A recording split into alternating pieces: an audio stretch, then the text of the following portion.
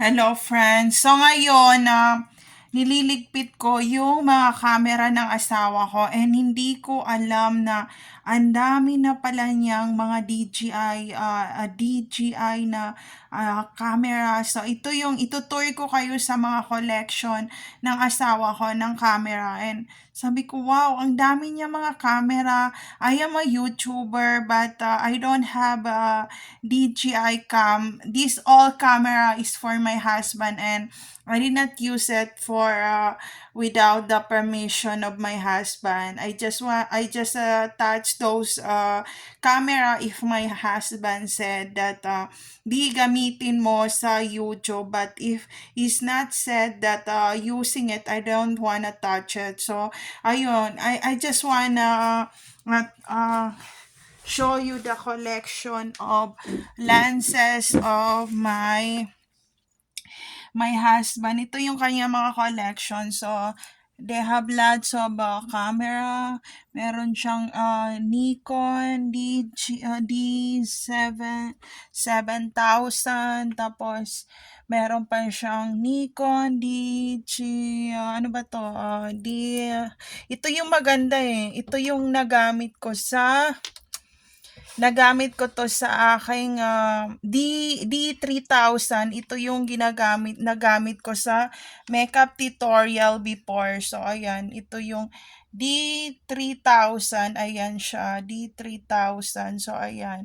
Meron siyang Nikon collection talaga. And, ang first na camera namin ay siguro ito ano na to, parang nagasgas siyang konti. Ito siguro ang una naming camera, itong D7000 na to, ayan.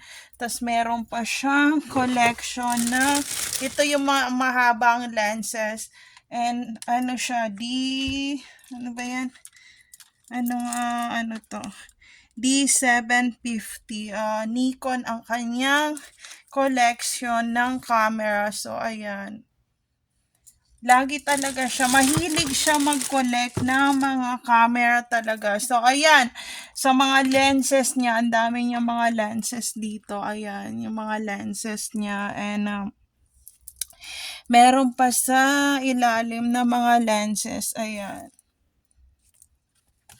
So, ito yung pinaka gusto ko, yung D3000 kasi magaan lang siya, very ano lang siya, magaan lang siya and it's easy to use talaga. And I try to put the 50mm and 1.14D lenses on the Nikon. So, ayan, I will see if it's working or what. So, I'm going to do kailangan ko muna siyang pag-aralan para alam ko kung paano siya gamitin, and I will do a footage on how to use the D3000 Nikon. So ayan, mga collection niya yan. And he said about it na, B, if you are a professional YouTuber or makaabot ka ng 10,000 subscriber, you should use the Nikon DG cam ko. Sabi niya, gamitin mo kasi mas maganda ang lenses nun, and pag-aralan mo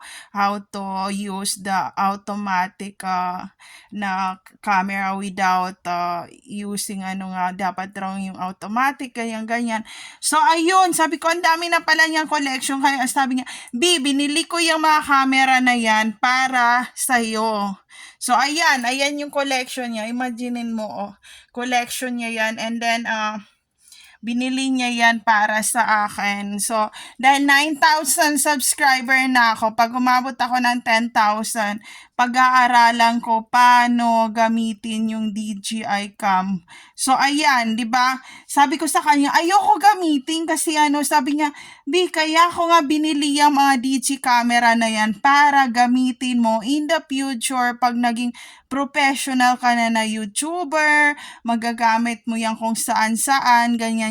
Or if you go in the travel, you can carry this one with you and be a professional nga to use the professional camera, ganyan. So, ayan, binili niya talaga yan. And also, pwede rin to gamitin ni Hero and Gabi in the future kasi nag-aaral na rin si Gabi to use the camera nga kasi nga teenager na siya and maybe sa someday he's become a YouTuber like mommy. So ayun. So nag-aaral na siya ng camera talaga. So ayun. Ayan, marami kaming collection and also my husband had a watches also, may mga relo pa siya and hindi niya nagagamit yun. Sinabi niya sa akin na pwede raw ibigay kay Hero, kay Gabi in the future yung mga relo niya. So ayun, very classical ang collection ng asawa ko about camera, about hindi siya mahilig sa jewelry but mahilig siya ng watches and also very classic and also the camera and he know how to edit the photos talaga and videos and he is very professional to use the camera. So ito yung mga aking motivation ngayon na gagawin, how to handle all this camera with my hands and pero para maging videographer slash photographer pro na ako. So ayun. So ayan, kaya ni-remind niya ako, kaya sabi niya, "Bi, yung mga camera, ganyan, ganyan, ganyan, ganyan, ganyan." So ayan.